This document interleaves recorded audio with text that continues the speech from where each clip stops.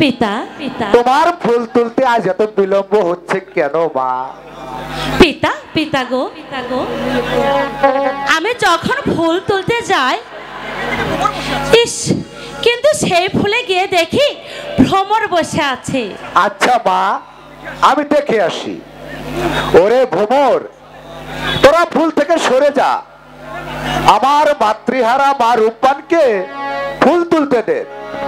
এবার যাও মা, ভ্রমর ফুল থেকে চলে গিয়েছে, এবার তুমি খুশি মতো ফুল তুলে নিয়ে চলে এসো। ঠিক আছে পিতা, আমার লক্ষ্মী পিতা, আমার লক্ষ্মী মা।